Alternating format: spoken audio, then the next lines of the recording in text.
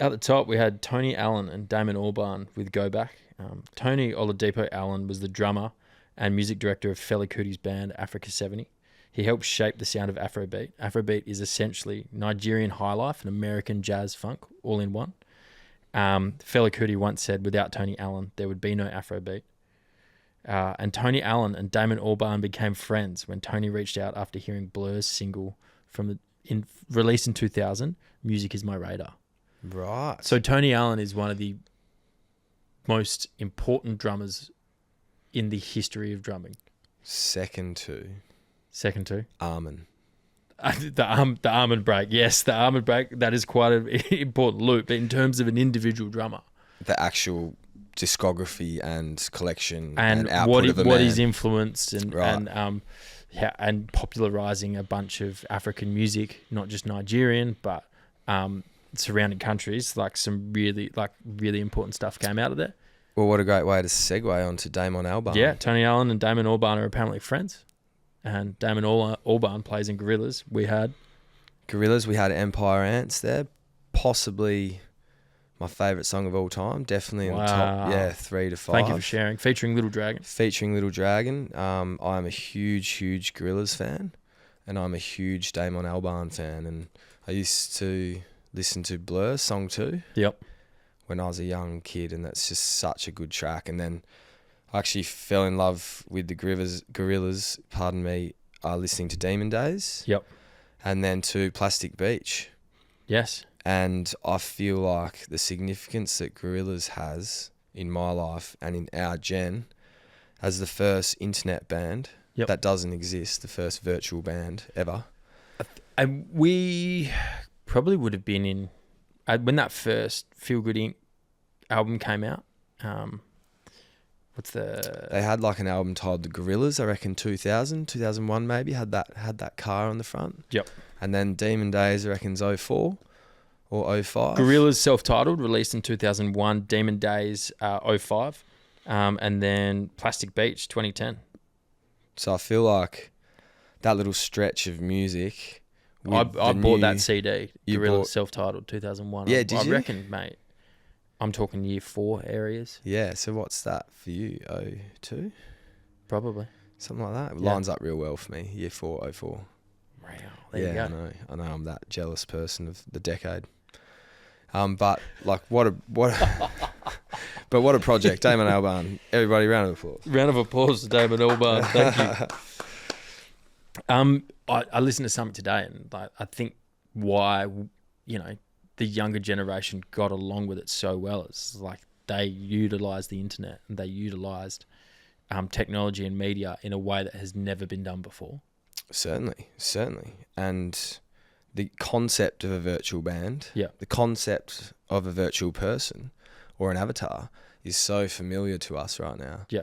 It's like, I've got one on Snapchat, it's got blue hair, and or my character skin on Fortnite. Yeah. Or even my my digital profile pic that on my text now that it says, do you want me to name you and select you a photo? Yeah. That seems so obvious now, but it's almost like it's a statement to that back from 2000. Yeah.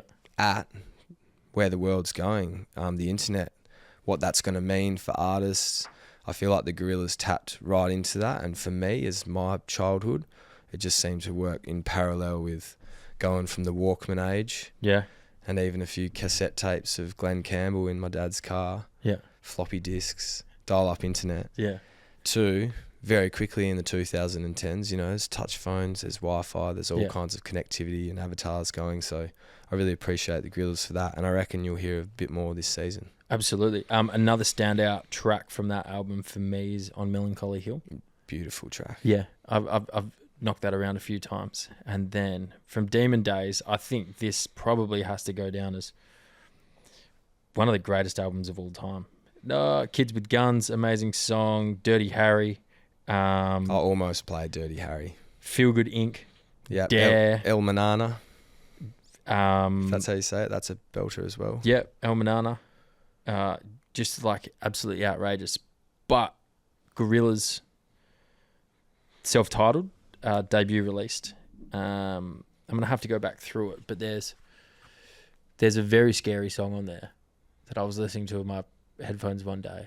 Scary being. Like, essentially, it sounds like a man trapped down a well. I'm going to have to go back to it. I don't know it off the top of my head. When we go to a break, I'm going to try to find it, and then we'll put it at the back of the episode. It is from one of their first 2 albums, and it was like I was a bit spooked. I think I'm quite easily spooked. I often get spooked by the sort of, what do you call the tracks that stitch an album together? They're kind Daniel? of... Jamie? Get on it. We need to get that screen going as well so we can see where you're at. We can throw our favourite memes up for discussion and cut them in. Where were we? I don't know. Dan was finding something about the song maybe that was hell gross. Yeah, like it's kind of like an album bridge, I guess. Yeah, I often find those kind of like hard to listen to, and I wish they weren't in there. But I know it's part of the thing, but it's a bit like... Have you seen the movie Heat by Michael Mann? No. Anyway, there's this guy that is a really bad egg. He kills a prostitute in the film, and I bought the soundtrack on vinyl, and that scene pre or post of the murder is frightening. Anyway, at home I've put the vinyl on, and then that track comes up, and S just comes freestyled over the top. Yeah, crying in a 3 cot 6 back Mafia. in the day, and yeah, it was frightening. Yeah, right. No, I don't know. I'm not going to put that one in the playlist. Mate, what else is happening with study? We had some more things to touch. We had some more things to touch on my favourite units that I can will inform my uni going forward, right? Yeah. What's next? Man, I don't know. I quite enjoyed a bit of political philosophy. Yeah. Like history of political ideas was a really good unit. Yeah.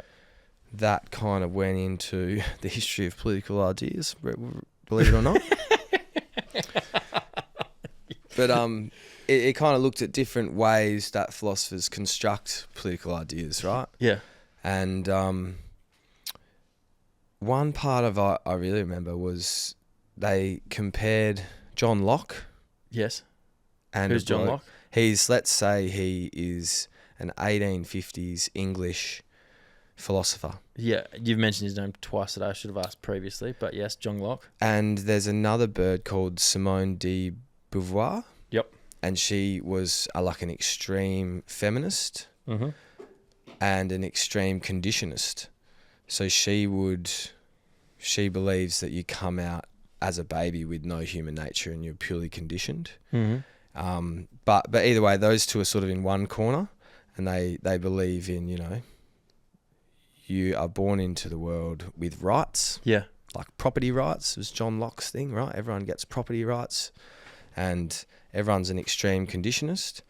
And then you have... What's an extreme conditionist? Oh, let's, like you are a blank canvas. So gender. Yep. And learning, behaviour, every single thing is socially and culturally conditioned. Yep. So if you're a human and there is no human nature. Yep. Effectively is what they were saying. And again, John Locke builds this argument for democracy. Yep. Argument why a sovereign can use coercive control against us from people having property rights. Can you please break down what a sovereign using conversive control? Okay. Conversive control means? Coercive control. So it's kind of like, why should you consent to the state? Why is there a government? Yes, okay. Right? Why should you consent to government? And would my non-philosophy brain I immediately would say for the greater good. Yes. So John Locke on one side believes that in the protection of one's property rights individually as a matter of self-interest, we all consent to have them all protected under law, let's say, so we can all get along together, we can be neighbours, we don't steal, we've all got our own rights, and we treat each other with respect. That's not property in the definition we know, as in like my house. No, it is, but it's more, I think back then it was a bit more my stick and my bronze fucking smithing hammer and Those kinds of things. Yeah. Okay. Right. So and he's on there's- one side of the So spectrum. he's John one Locke. side. He's like, everyone's born with rights. You know, it's all this very sexy thing. And then on the other side is this bloke called Thomas Hobbs, Yes. who I think grew up maybe 100 or a few years earlier. 1588. 1588. And Yeah. he grew up in a horrible period of history where everyone was beefing and it was just civil war for like hundreds of years and everyone lived in terribly sick states and Yeah. horrible, horrible time. And his philosophy constructs the consent and the argument for government from an all-out war of man against man. So there's no property rights. There's no, you are your society. He's like he defines human nature. Yeah. Says something like humans they want glory. They are vengeance. Yeah. And one other thing, right?